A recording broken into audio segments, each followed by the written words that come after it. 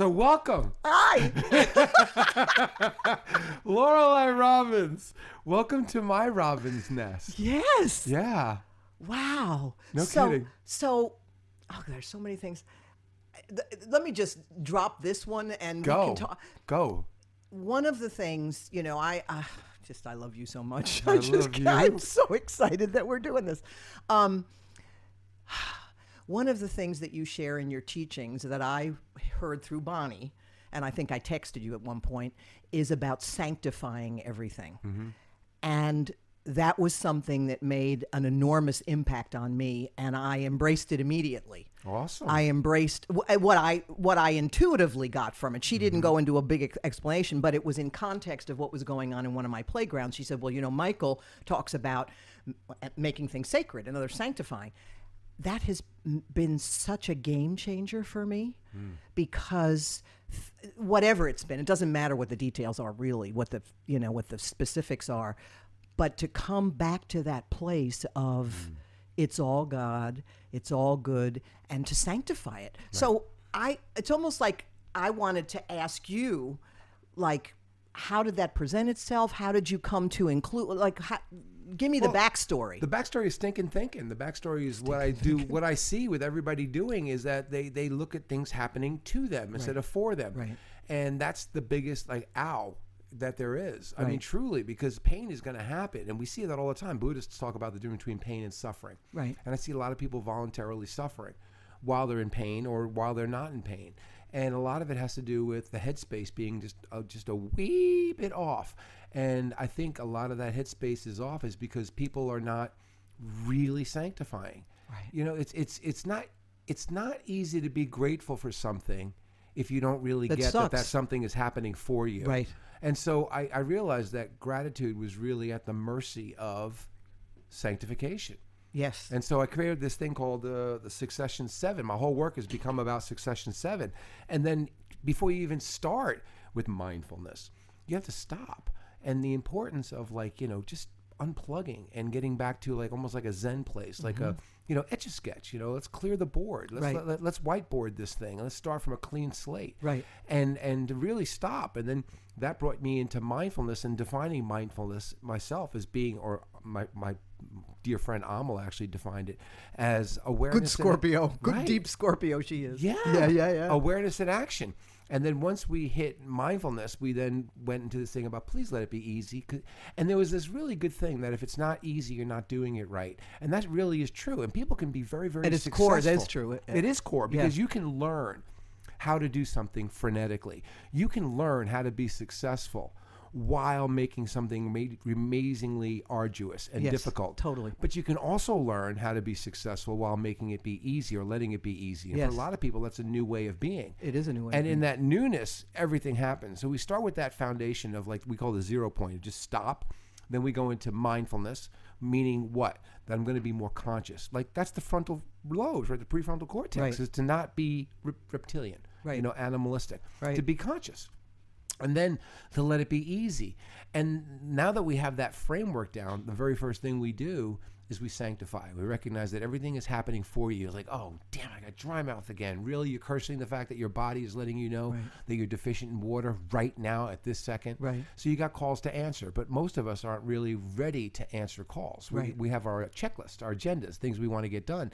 And so we don't really want to stop. Right. To sharpen the axe in order to chop the tree. Abraham Lincoln, if I had 8 hours to chop a tree, I'd spend the first 4 sharpening the axe. Actually, I believe it's 6 hours. And I really do believe that. And I think that by me having conversations with people, I'm helping them sharpen their axe. So whatever they're doing, they're going to be doing it with a lot more ease, a lot more purpose, because that's what sanctification is. Sanctification is, what's the reason? What's the meaning in this? What's the purpose sacredness in this? And people will say, well, there is none. Well, okay, well, that's a really horrible thing to say. Well, if I would agree with you, I'd choose myself.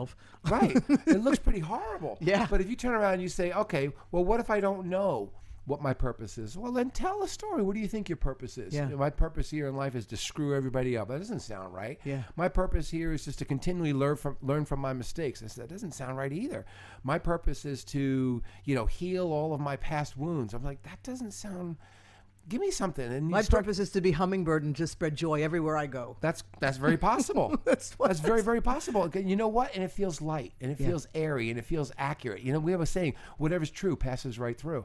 What do you think that we're here to do with quote unquote healing is because we have these immature stories lodged into our tissue cells, and they're going to stay there until we see them in their pure light, like giving them their purpose, their reason for being. Yeah. That's what sanctification is being able to assess and address everything that's happening and to really give it its place. But it's interesting you use the word, which I love because it's sanctification as opposed to it's perfect or it's as it should be, which is, but it's not a verb. See, to sanctify something, sanctification is really important to give it that process. How are you going to do it? You can say, I'm going to bless it, but you can bless a piece of crap and go, I'm going to bless this piece of crap. It's like, but it's not a piece of crap. You see, it's happening for you. See, because what I get there is that's where the transformation is. Right. That's where the transformation is. And I tie it back to your wiring and our shared wiring of Scorpio, which is the magic, right? Isn't that true? Somehow, whatever those steps are. I think I'm not an astrologer. So I think of Scorpio is almost like the wizard kind of thing. It is. Okay, it's the alchemist. Now you're stealing my word. You see, right? So that's but see, and for me, and we've known each other a long time. I get so jazzed and so alive when I witness the genius of someone else, and then I just happen to have this language called astrology to tie it back to and say, oh my God, look how this person's expressing his Scorpio stuff. Or, wow, look how he's expressing his Scorpio expressing. Yeah. You want to tell our story? I do. All right, go ahead. So why don't we go in order? We'll save that story. First, tell me about the Meet a Copier salesman. Let's start in order. Oh, God, yes. Oh, my God, this is so fun. And Mercury's not even retrograde. But it's so interesting that the whole creative impulse, everyone can be awakening to something new. And somehow you and I doing this, it doesn't even matter what's going to happen with it. Or it doesn't matter. It's like this moment. Do you know that I was driving a limousine? Do you even know that I was a limousine driver back before I opened up my office? And it brought me to all these neighborhoods. And I went down Canton Street and I'm like, oh my God, this place is amazing. This is where I want to practice. And that's how I found that building. And that was a chiropractor there, and it was closed. So I just moved into the building, not knowing that there was a robin's nest right across the street. So and wasn't Allison pregnant with Jay? With Anthony. I mean, Anthony. Yes. She was pregnant with Anthony. He was born in 92 or 93? He was born in 93. Right. And this was August that we did the ribbon cutting ceremony. A lot of people don't remember this or know this. We did a ribbon cutting ceremony on August. Let me see if I got this right. It had to be the 7th that we did the ribbon cutting ceremony because it was a Saturday. That's right. It was August 7th. Oh, hey, my sister's birthday, I guess it was. I'm trying to really think about this, going back, because I know, it was the 5th. I tell you what, because it really was a Saturday or something. I'm going to have to play this. And then he was born. He was born on the 14th, which was a Saturday. I guess. And he's Leo, right? Yeah, August. Yeah. You know what? It had to be August 7th was a Saturday. Anyway, Allison's in there on the video, and she's going, and this is the cord, the scissors we're going to cut the cord with. And so she cut the ribbon to open up Life Force Chiropractic. I guess it was Saturday, August 7th. And that's right. And then I opened up on that Monday, August 9th. Dell, when my first people that came in like August 11th, which was a Wednesday, and then Anthony was born on the 14th. We actually went to work on Friday the 13th, and I got to work, and Allison called me up and said, I think I'm in labor. And it was like 7:30 in the morning, and I just turned around, came right back home. Wow. And so I closed up shop on Friday afternoon, and we had a 30-hour labor. So he didn't really come until 1:30 the next day on the 14th. Wow. Is what that was. But I want to know give me a second. Okay, one second. Yeah. Explain to me our first meeting. It's etched in my mind. So I have my little office. I started Match Made in Heaven, which I now know is every match is made in heaven. And one day, your beautiful face walks into my office with that big smile that I'm looking at right now from ear to ear. And I'm saying, this guy's got to be selling copiers. And of course, you were just glad handing like the mayor. You were just coming and, introducing yourself. But I just remember that again, that sort of that personality of the person that can talk to anybody, that can engage anyone. Wow. And see, while you're Virgo, you've got Leo energy. That's part of the creative part of you. That's one of our connections. That's that part of us that could play together. I mean, we've never been romantic, but it's chemistry. Right. You know, when people have a Venus-Mars connection, it can be a sexual connection, but if it's not, it just means they can really enjoy each other. They can really enjoy and experience pleasure being together. Fan club of each other. Yeah, fan club of each other. Always. Right. So I remember now. Then when I looked back on the fact that while you're a Virgo and that's about process and that's about efficiency and productivity and being of service, it's the Good Samaritan of the zodiac. Your persona, or what I've always called the interview personality, is Sagittarius. Well, Sagittarius never met a stranger. Wow. That's the salesman of the zodiac. That's the teacher. That's the comedian. That's the truth seeker. So that's what you lead with.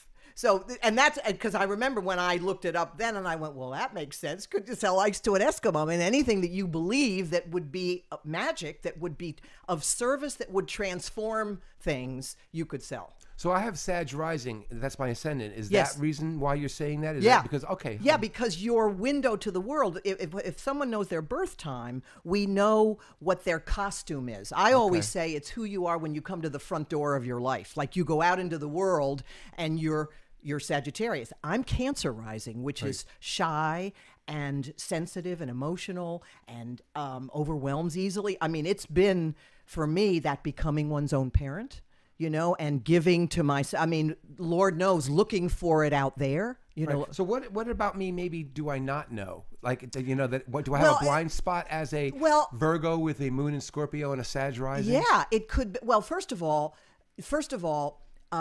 because it's so easy for you to initially engage, it would belie your intensity, the intensity of your nature, and really that coming back to task, because Sag does not want to be fenced in, is not about control, is not about the details. Sag is the eternal optimist. And yet you have a moon in Scorpio, which is going to the depths of emotion.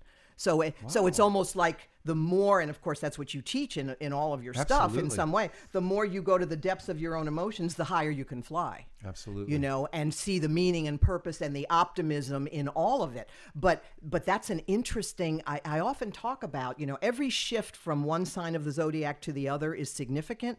But I think, just my own thing, the shift from Scorpio to Sag is the most, because we're talking about going from the depths to the heights. That's so fascinating. And it also, let me, one other thing that I'm thinking of, it would also suggest that you would have great need for intimacy on every level and also freedom. Can you see why I work with people on such a level? The totally. intimate, I'm so fulfilled because to me it's all about the deeper dive. Yeah. Now, me too. And we share that planet Jupiter. And I love your enthusiasm. You came up with that term, I believe, infectious enthusiasm. And that is so, I have borrowed that. I've borrowed that tremendously. No, but I remember one time, I believe it was Amala, who brought, I guess it was called shamanic astrology to me. And it was all about, and the moon is in Scorpio and your rising sign is in Sag, which is why I know this stuff. And they were saying that your moon is like your mystery school. It's where you started. It's where you revert back to when things go tough. It's your familiarity. Yeah. And then you're going to this place called Sag. And I was thinking like, wow, if that's really true, this is awesome. Yeah. I really like being me. And certainly in your life, you've had deep transformative experiences of going to the depths of one's emotions. Right. The moon, certain planets are more at home in certain signs. It's not a judgment. It's not a criticism. They have an easier time. The moon is our emotional makeup. It's not easy having a moon in Scorpio. It doesn't mean it's not beautiful, but it means that if someone is not willing to sanctify where one is taken emotionally or where one takes oneself, because we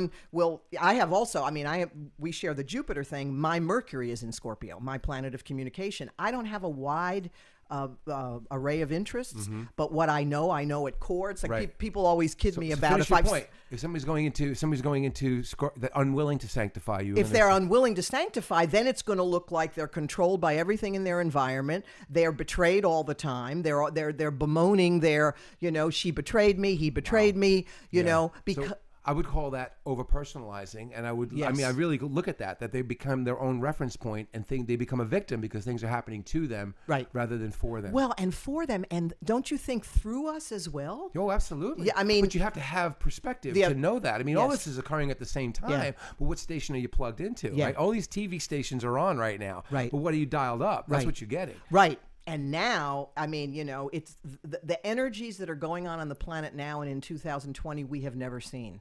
And what it means is there is more opportunity for this profound transformation than there has been than any of us have ever seen and will see. Right. I love the idea that they say hindsight is 2020, and we're staring down the barrel of 2020 in the future right now. right. No, in a snap, it's going to be behind us. And Right. yes, 2020 will be hindsight, but we're laying at 2019 right now, Yeah. and 2020 is in our future. And imagine seeing clearly Yeah. the future coming. I Well, think that and that's a letting gift. it, and we're seeing it in all of these structures that are eroding, because they need to be built on a more authentic foundation, whether that's out there or in here. Absolutely. So, and as I said, this whole thing so come back to your sanctifying, because you said, so let's say as a novice, I heard this and I was telling friends of mine, and I would say, here's this guy that talks about sanctifying, making things sacred, everything's happening for us, not to us, through us.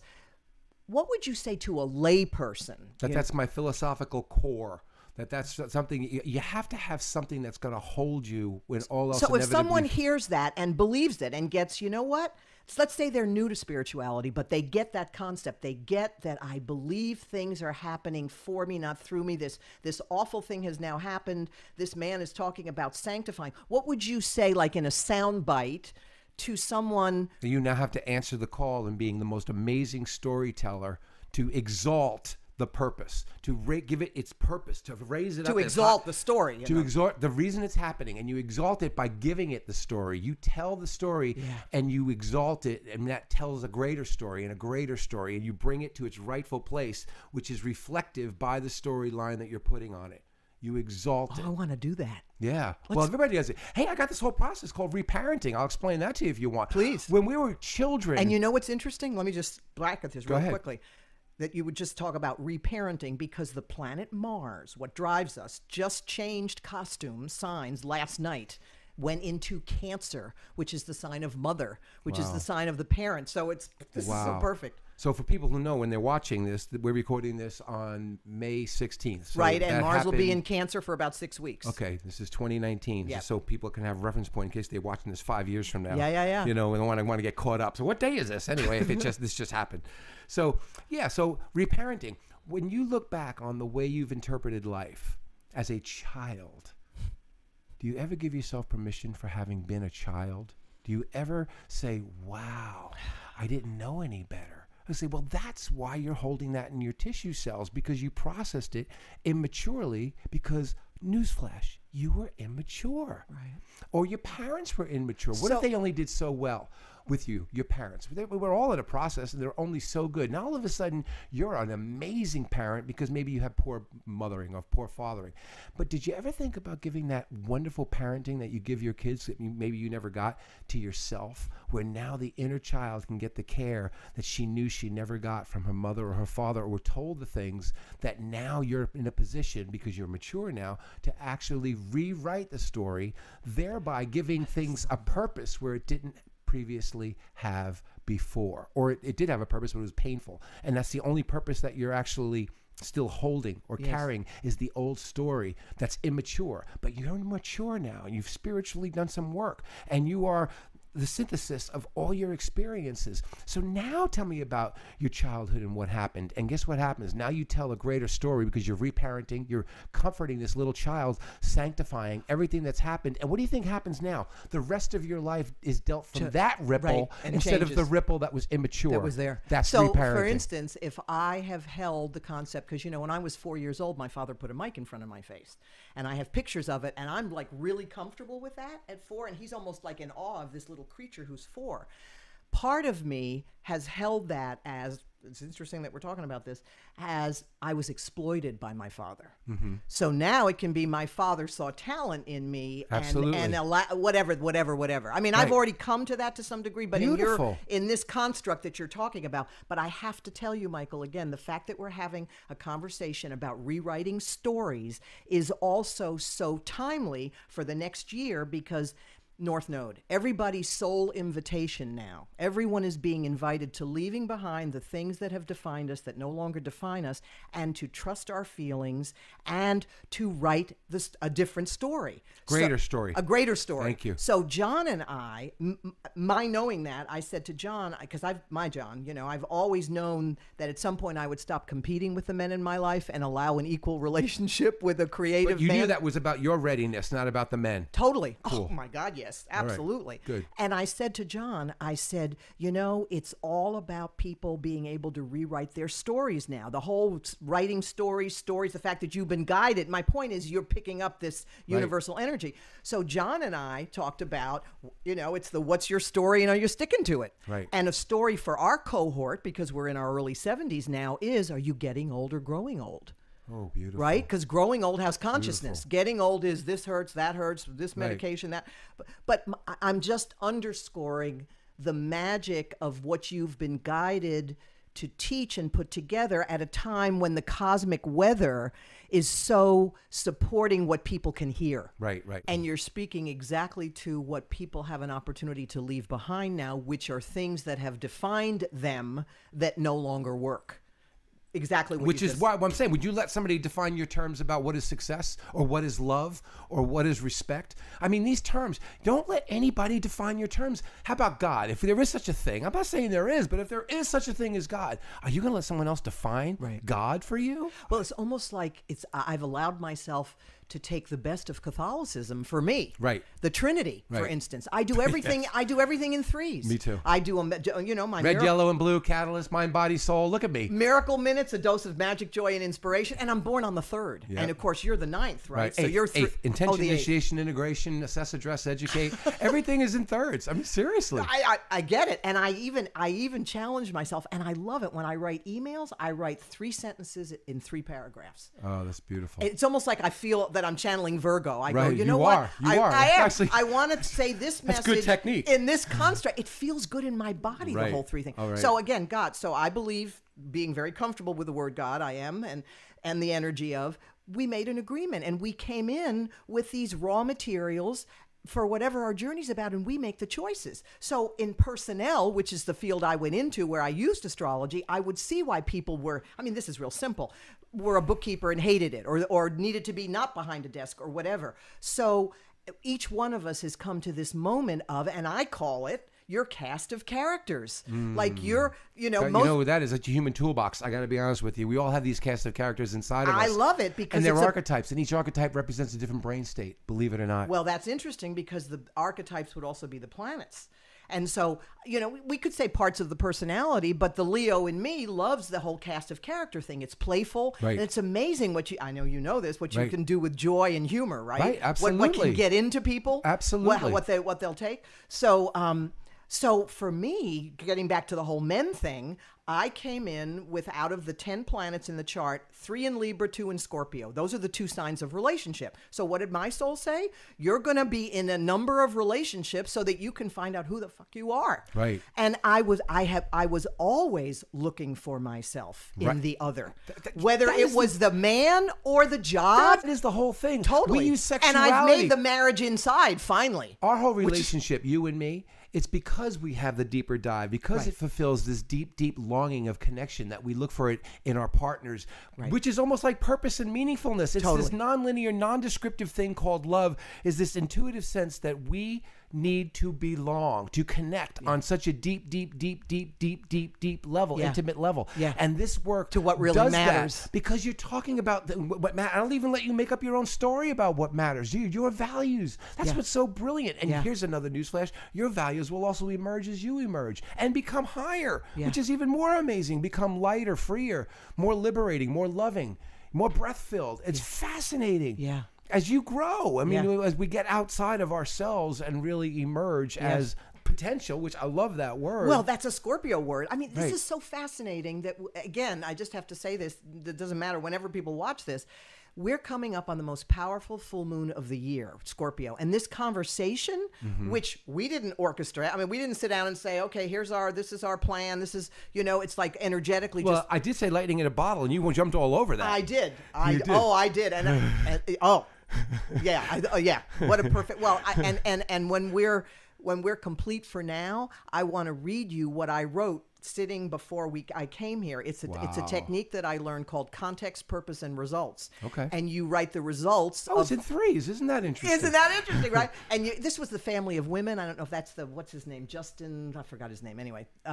But it's context, purpose, and results. And you write the results of something as if it's already happened. Right, begin with the end in mind. Begin with the end in mind. And that's what I did for us, which I'll read you afterwards. And then you write the purpose of blah, blah, blah. And then you write the context. Can I put the what you wrote at the end of this video? Yeah, absolutely. Okay, beautiful, oh, beautiful. yeah. I mean, I just went, I haven't done, it's called a CPR. Okay. Context, my purpose, God, and that's results. beautiful. Yeah. Putting life back into it. Right. And and I haven't done one of those. This was a technique that this body of work taught at the time. And for some reason, butterflies over there, 3 butterflies. For some reason, I thought, do a CPR. I went, oh, that'd be fun. I haven't done a CPR in a long time. So I sat there, I was there, and I went, okay, so what results do I want to see from my time with Michael? So I can't wait to read it to you. Sweet. Yeah. Anyway, so finally, and I feel, and so, I mean, this conversation is so exciting to me because this is what everybody has the opportunity, has always had the opportunity to do, but consciously now, this whole writing a greater story, right? Absolutely. I mean, and I'm doing that. I mean, I now have an equal relationship with a man because I've finally made the marriage inside, and he's not always crazy about it because he's got more Libra than I do. Ooh. So we've both had to. And what do you think about this? What if you had 9 of your constructs, 9 of your characters in the same energy as someone else? When we first got together, because I've known him for 20 years, but we've been together it'll be 7 in November.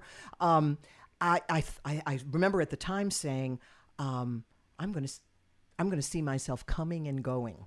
Oh. Right? And I have seen parts of me I've never seen that I adore, and I have seen parts of me that I still want to do this. Wow. And so I said to John the other day, I said, you and I really need to congratulate ourselves how courageous we are. Right. That we chose, because we had one date and we knew we were going to be together. It was like that we just knew that this was our third act. That's what we call it. Now we call it Till the Cows Come Home production. I can see both of you having in your neurons this experience, like this is really happening. Yeah. I mean, and so when the mirrors, I mean, I'm all about mirrors. I'm all about, if I see it out there and I love it, it's mine. And if I see it out there and I'm more than informed by it and I don't like it, it's mine. Right. Right? Right. And you see, and so you and I, it's so interesting how we've metered out our conversations over the years that we've known each other. Like, it's almost like, I'll speak for me. No, only so much joy right now. Right. Oh, lightning in a bottle. You and the joy. My God.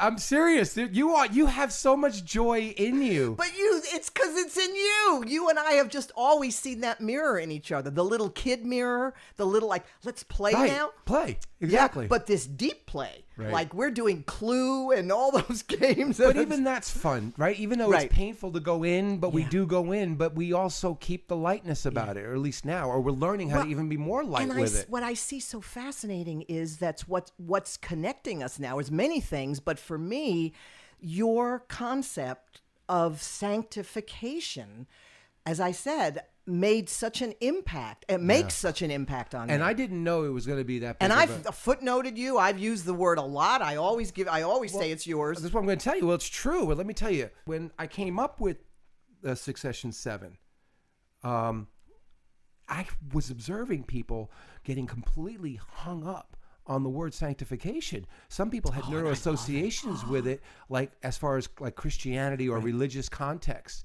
And they couldn't shake that. And there Same was with a the word God, in other words. Deep neuroassociation. Right, exactly. They weren't willing to look at the definition. See, and I love them both. Right, of course.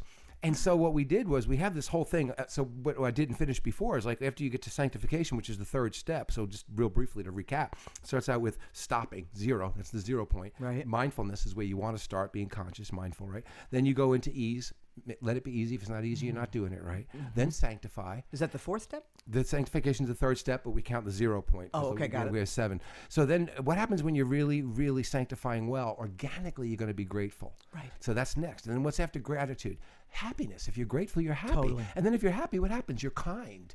And then if you're kind, what happens? You're going to be creative and new because you're going to find solutions to answer the calls to serve people in things that aren't already created. You'll be brand new and you'll emerge yourself. So that sanctification 7 is such a brilliant.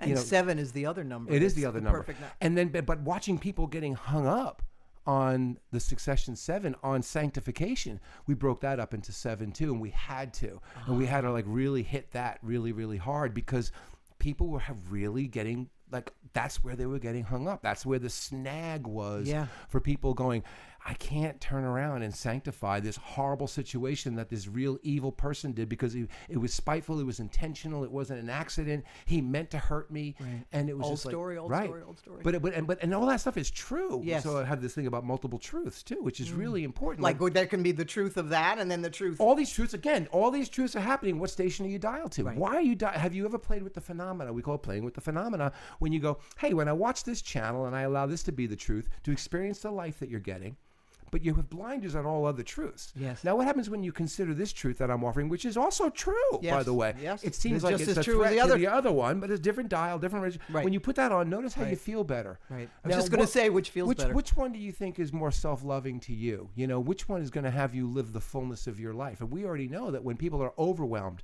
when they exceed metabolic capacity, when they're stressed, they don't function very well. Right. You know, they're compromised. It's called suboptimal. So if you can go to a place of being more optimal, wouldn't you choose to do that? And so what if you can assess all these multiple truths and find out which truth is more optimal than others? Wouldn't you want to then, don't you feel more empowered to pick truths that are going to actually help you move to your ultimate, zenith, whatever you're looking to reach? Yeah. And so that's what we're doing. Yeah. And I just thought of a number of things as you just said that, because Jupiter now, this planet that you and I were born with in Scorpio, is now in Sagittarius. So you are in a 12-year cycle of taking new risks, going to new places, Star Trek energy of being more this whole truth thing. Because Sag is all about the truth. You've always taught the truth, but I love it. But you could feel an expanded sense of truth telling now. Right. Yeah, I'm glad you know that. Yeah, and I'm also experiencing, of course, very much the entertaining and the creative side of you, like these things, these constructs that you've, the 7 steps, and 7 is my life path. 7 is the most perfect number because it's the 4 elements and the 3 modalities. We've got fire, earth, air, water, and all the signs are either initiating, fixed, or adaptable. Like Virgo is the adaptable earth sign. Sagittarius is the adaptable fire sign. Scorpio is the fixed water sign. It's the lake. So everything on the planet falls under one of the elements and one of the modalities. So 7, that's the other number that I use a lot in like when I have points to make. There'll be, in fact, there's 7 results that I created for RCPR. Wow, that's beautiful. I mean, I'm so in awe of the fact that you and I don't see each other a lot. We're always connected, always. It's like picking up where we left off, but we're totally on the same path. I mean, what you're teaching and what I'm teaching is similar and the same. And as I said, this whole idea of sanctification. So would that sort of be the heart chakra of the 7 chakras? You could go there if you want, which makes it the great leap, which what I'm seeing, even though it's only the 3rd, it really, if you count stillness as 0. Because you said that's where people tend to get hung up. Oh, that is where they get hung up. Isn't that where the old story really is kicking in? And think about it. It's easy to let things be easy. People turn around and say, well, this is so difficult. This is so painful. This is, there's no ease in it. And I'm like, how hard did you have to work for this pain to come into your life? Or did it just show up? Didn't it just show up? I mean, didn't you just have to let things go, let things run off the rails, not be so conscious? And didn't it just easily come, your challenges? Or was it a lot of careful planning that made this wake-up call present itself in your life? So it really came in easy. So let's address it easily. Let's not, the ease is beautiful. It is beautiful, which is why it's the jumping off point from mindfulness. Yeah. That's it. My analogy is just, I think brilliant. If you and I were going to sit there and we're going to I negotiate. love the fact that you appreciate your own I brilliance. I do. Well, No. I have to. Because Yeah, but if you it's know not- what's interesting? Virgo is modest. So Right. I think that there's Well, there is a probably modesty part of because it- I really am undeserving of this. You do know that. I mean, I really, really am. I mean, I've been doing this for 25 years, and I guess on some level that qualifies me. You know, And you I've talk known about you for credibility. all of those years. I know. Which is really true. Let's forget all that stuff. Let's talk about like expressing. I want to get into that. Expressing. So one day I come into your. That's the other thing I quote you all the time. Even more than the sanctification is a new thing. Right. The other's been Right. for a long. So I come in one day, but it is that. It's sanctifying. It is. It is sanctifying You at see? its best. Right? It was what do they call that? Foreshadowing. Foreshadowing, absolutely. So I come in and I never forget you have this enormous fever. It gets bigger every time I tell the story. Please. It's your whole face. My past was pretty awesome too. Yeah, Every that's time I right. tell the story. Yeah, and it's major fever blister on your face. And I went, Michael, what is that? And you went, I'm expressing. That has made, particularly on Sarah, because, my God, she was born in 85. I met you so she was, that was something that I remember saying to her. And she'll now even say, I know, I'm expressing, Mom. Right. Something will happen and she'll go. So, it's like I always tie back into you in these important things that really these matter. Moments, there are these moments, but it's like getting, Lightning in a bottle. It is. It's a moment. It really is. It's not just lightning in a bottle, but it is. The whole multiple truth thing. But it's such a beautiful way to capture us. When I was thinking about coming here, and I thought, this is so exciting. Like, there's no agenda. I just get to be me. He gets to be. I mean, you have an agenda. You're all set up. I actually don't. I mean, honestly, my agenda is to make content, and I'm making content, but I don't care what content it is. I want it. Actually, my agenda is that our content be organic. Yeah, exactly. To capture this lightning in a bottle. I know, and I went, oh my God, what a beautiful way to say it. Like for me, it lets me give up any control. Right. And I have that part of my personality too. Where it's like, let me just hold on to what I feel this needs to be, and going, you know what?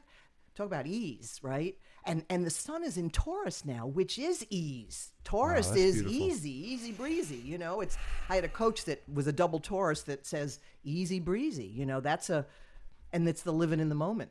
This is the easiest way for me to get content out, is just let it come through the conversation. I mean, I have so much to say, and so many people will never get this unless they are working with me, like one-on-one or studying something that I'm doing. Yeah. And I'm thinking, like, let's get this out. Yeah. I mean, most people would never do that, Well, save it for the advanced class and the super advanced class. And then you can charge $10,000 for the super de-duper advanced class. I'm like, let's just get this out there. Yeah.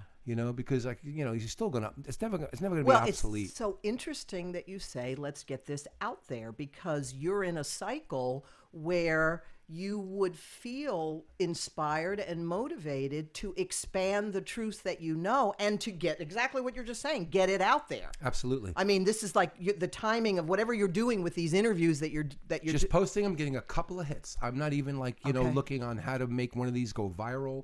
I'm not doing all the right things. Well, you're what I would supposed to say, do. I think, speaking to your Leo energy, if you're doing it to entertain yourself, to really to be with the joy of your own being, that's what's really, that's plenty. That's plenty. That is. And not only that, but to find out, because that's pure. Who runs into it too. That's not a coincidence. Who happens to find it, or who really resonates with it? I'm like, hey, I saw your stuff. That stuff was pretty awesome. Right. I'd like to work with you. I said, that's why we did it. Yeah. Apparently I didn't know that's why we did it, but I know it's going to happen. It's called the unknown face. The people are going to pre-qualify themselves. See, I love the fact that you have all these, I don't want to say labels, but all these terminologies, constructs. language, all these energy. things that you've languaged in your own unique creative way. Right. And it's almost like psychotechnologies. I've created all these psychotechnologies. And you remind me of me from the standpoint of how fast you're talking. Of course, we're both New Yorkers. Right. And the more excited I get, the faster I talk. And I want to say... The faster you talk, the faster you make me want to talk. And I want to say, Michael, I just want to listen to you. And I like, I want to take notes. I want to, it's sort of like... No, but you're expressing. I am. And so, you're like putting so much out. And I'm saying, oh my God, I just want to take putting this so in. much out. Boy, is that the pot calling the kettle black. Oh my God. Anytime you or want... Or the bottle calling... Anytime you want, you can look back on past interviews that I have posted out there and then see if anybody is at this vibe. Oh, man. Well, you got to give me this because can I post this too? Of course. Oh, absolutely. Of course. How fun. I'll give you a link. See, I didn't know. I mean, who doesn't matter. I just thought, and it's perfect. I Right. mean, I'm kvelling. Kvelling! I love it. Amala knows that word, and so Yiddish, does Bonnie. my Jew. Hey, my mother was Jewish. My mother was a Polish-Russian Jew. That officially makes me Your Jewish. mother was Jewish? My mother was Jewish. And your She dad didn't- Catholic? Yes. And they didn't talk about that. That's like a little secret. I didn't know that And about even you. more Oh, I like amazing, you even more. My sister Donna married a Jew. So she's really, really keeping the lineage going. Wow. Well, you know, it's so interesting. Meeting John at Unity 20 years ago, he was married to the mother of his children, in fact, of his child, who's 23 now, and I used to teach her at Unity Sunday School when she was 4, right? But there was something you just said that I was, what did you just say? I have no idea. I don't have any idea. Let's go to the videotape. It seemed important at the time. Something about Leora, something about, oh, well. My mother was Jewish. Oh, your mother, right. So in this 20 years that I knew John, before our relationship changed form, as I put it, because they never die or end, they just change form. I remember when I found out he was half Jewish, I liked him even more. Right. And he's from New York, he's from Brooklyn, but he like you, his mother's Jewish. So listen, my mom didn't really tout that too much. She would talk about her mother being Polish-Russian Jew. And so, but she really didn't say, I'm Jewish. My mother, like Virginia Vivian Veronica Tchaikovsky, never really said, I'm Jewish, you know. But I remember her saying, you know, that Baki, my grandmother, my mother's mother, was Polish-Russian Jew. And it was like, so she never really embraced it. Like she never really. Interesting. And yeah, it's fascinating, isn't it? Well, John is like, he's got Mexican, Italian, Russian Jew. I mean, so Right. it's sort of like, it's like I've met myself. Right. Because I've done enough work, you Right. know. This whole looking for self in the relationship, I mean, I mastered that to, you talk about a story, I mastered that to a T. Right. And then was really pissed off when I really got that the way I say it is, I had to make the marriage, or I could choose to make that marriage inside. And when I finally did, then everything shifted in terms of allowing in a relationship that was more equal. Oh, that's beautiful. Yeah. And again, I'm every time you say that, I'm like, boy, look at your process. Look at the integrity of your process and where you were at that time. Look at your readiness. Look how pregnant you were. You're talking about this time. You're so excited about this time. Yeah. You had that moment where you were undeniably ready. Yes. And you had to give birth to yourself. Yes, totally. And that's really what happens. And it's so interesting that we're saying this now, because every full moon is an opportunity to rebirth self again. I mean, Right. we have it from moment to moment. We have that opportunity, but the cosmic blessing, if you will, at this full moon. So, I mean, you talk about sanctifying everything that has been painful and loss and out of integrity and the Right. shadow. It's like, I mean, Scorpio's the shadow. And there's gold in their hills. Oh, that's beautiful. Right? I mean, love that. We know about the shadow. Yeah, and we've embraced it. That's the most important thing. I mean, I know what I'm capable of on a dark side. Totally. And I've done it. I've expressed myself, and I've done my amends. Due you know? diligence? I have to. Well, you have to. You know, that's the. Me too. You have to do that stuff. You know, they talk I've about. betrayed. I've done all of the Scorpio behaviors. There's something about reconciling, about making things right again. Something about that. Sanctifying. And it is, but you know, it's like setting it right, to turn around and say, "Boy, was I off? Did I sin?" Right? They say missing the mark. Yeah, missing and the be mark. able to go, "It was me." You know, even if you quietly go, "It wasn't just me, but it was me." Yes. But it really was. But to own the part of you that was just off, even though you can easily create a story how you had help. Yes. And you know, and life and the catastrophes of life brought you down to this really dark place. Totally. Which is true. Yes. But it's not going to bring you But to if the the levels s- of joy and happiness and fulfillment and satisfaction as giving a damn good, well-earned apology. Yeah. And say, Yeah. you know, I have sinned. Yeah, and when I think about, like I said, the nature of our conversations over the years and whatever constructs and contexts they were in, they all came down to this transformational process. They all came down to, it was all worth it, you Right. know, or in the darkest whatever, there is that meaning and purpose, which is what it is when you've got Jupiter and Scorpio. It's But doesn't the ego want to say, and then there came that point where I chose it, and wants to take credit instead of, and then there was the time where I finally woke up or became ripe, or it was my time. Yeah, totally. And doesn't it feel so much better to give it up? feels in a much hu- easier. Easier to be humble and go, you know, there for the grace of God go I, and then somehow by the grace of God I woke See, up, and- or it was my time, instead of going, And then I chose to make it different. Aren't I great? And it's like, not to deny your greatness or the fact, look at me, I'm all about greaterness. Yeah. But, softly, the meek will inherit the earth, Just, and I just have to say this, humble, meek, humility, those are Virgo words. Oh, they're so very, very, I know, very and they're important. so very. Well, they're all embedded in ease, right? Because it's the softness, but again, it's the you gentleness. embody that. But you have to, otherwise you're BSing it. I just want you to breathe it in. Okay, hold on. All right, hold on. I want you to receive. I'm going to do it. Hold on. Because I'm going to give you a pearl here. Okay. I'll cop to this, and I think you probably will, but maybe not. I remember saying to my astrologer, whose birthday it is as we're recording this, who's not alive anymore, Jeff Jower, May 16th he was born. And I remember when I was saying to him, this is so fascinating that I would share this with you now. I remember saying how easy it is for me to give. I said, giving's really easy for me, Jeff. It just comes naturally. I said, receiving is really hard. And you know what he said to me? He said, that's because when you're receiving, you're out of control. That's beautiful. And that's what that's beautiful. Right?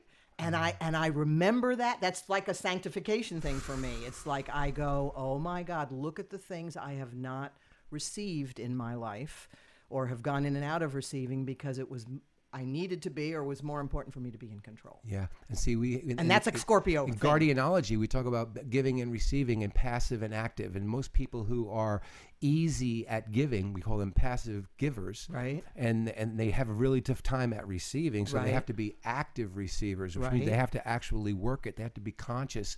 And like, what would love do now? Well, it would share the limelight and let somebody else give for a while, and let them have that gift. And so, but you really have to work it to be an active receiver. Yeah. And then the opposite is also true. Some people have to really, really work to give because they're so wrapped up in themselves, over-personalizing again, they become their own reference point and their whole life revolves around their quote-unquote static truth, not realizing that they're just tuned to one station, that they have a whole, we call it the human toolbox at their disposal, all these different versions of themselves that they can tune to, and they don't serve those versions in order to be true to themselves.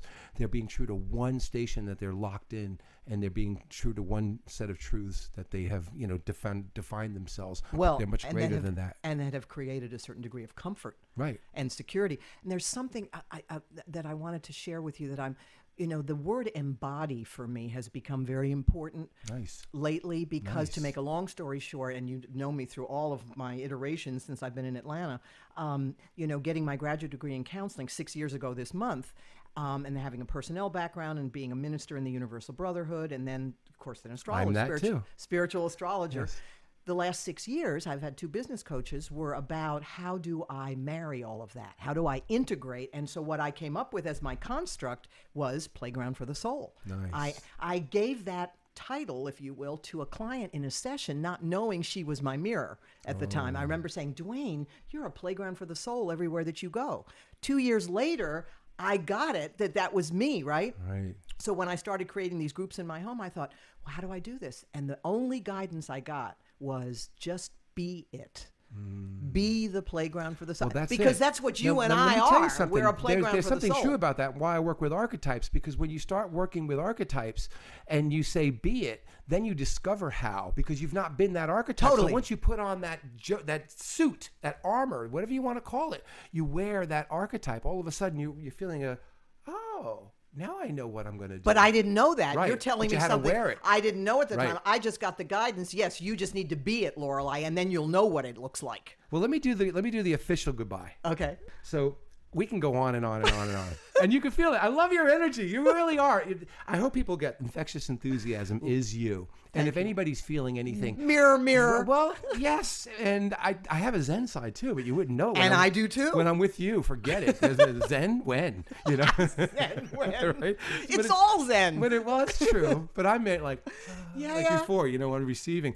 And I love the stopping and starting, but I love you. I mean, my point is that I really, really enjoyed watching you, all of you, all the different parts of you. And I think that you bleed, and I mean this, probably more generously than anyone else that I know. I have really not met anybody who as selflessly and consistently, and even with the lady on the checkout line, would share so freely about her process and open yourself up so vulnerably to anybody who's willing to listen at the depth of which you go to. I don't know anyone that does that and I've watched you. I've watched all your processes, and you're a snapshot of where you are in any one moment because you're expressing.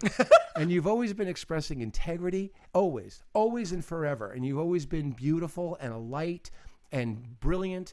But, you know, I wish you green lights and lucky stars, you know. But it's really true. Receive all of this. But do it. Do it. Wow. Because you really are that archetype. You're that version. That's the role model that you bring, which is life. There's a lot of vitality that you bring that is truly the EKG. You know, she is alive, this one's got life. And I celebrate that, and may you continue to do that. We bring that out in each other. I mean, that's what relationships are, right? I mean, I know in my life now, it's about choosing to be around people where there's this, right, as much as possible, right? You know, absolutely. I mean, in other words, yes, there may be other people that I need to do whatever, but really consciously, that's to me what this gift is. Well, you're a gift for being here. you know, you talk about all these coaches, and I'm sitting there going, I'm a coach. No, but I understand. But I love being with you now. I'm seriously, no, but it's something so amazingly accurate, and I do trust that. I sanctify that as well, that you have your process and you're exactly where you need to be and want to be. But I love the fact that when we are together, it's almost like old friends, right? You could be 40 years apart. We pick right back up. The love is there. The president of each other's fan club is there. I also got like I see the Monet Bridge. It's like the bridge to sanctification. That's beautiful. Is what brought you to mind currently for me. You know, Beautiful. That current was just like, oh, Michael again with another brilliant construct. Soundbite, right? Soundbite, absolutely. Well, may you continue to delve into the sanctification and what that looks like. Like, what would love do now? I mean, that's really sanctifying, right? What would love do in this situation? What would love call this? Yeah. You know, why is this showing up for me right now? What is the reason for this? And if I was going to sanctify this event, what would I call it? What would love say? You know, what would love call it? You know, all these things that get us outside of ourselves into a higher place to speak from that archetype that can actually see things in a much higher light. Isn't that beautiful? Totally. Thank you for being here, Miss Lorelei Robbins. I appreciate it. Love you. So how do people get a hold of you? What's your number? Okay. Well, one of the best ways to get a hold of me is on Facebook. Okay. And that way people can view my miracle minutes. But would be my website is. My dad's show was Robin's Nest, right? My website is Robin's Cosmic Nest. Okay. ROBBINS Cosmic, COSMIC Nest.com. Beautiful. Well, thank you. Thanks for doing this. Thank you. All right. Next time. Bye. How fun. We had a ball co-creating. It was so much fun chilling together to allow lightning in a bottle to create itself. We surrendered the magic of co-creating as us. We embraced being lightning in a bottle together. We were guided to a fabulous, fun, powerful co-creation. We were guided to have a blast, to share magic and miracles. Lightning in a bottle rocks. We were like two kids in a candy store. Beautiful. All right, we got it. Wow.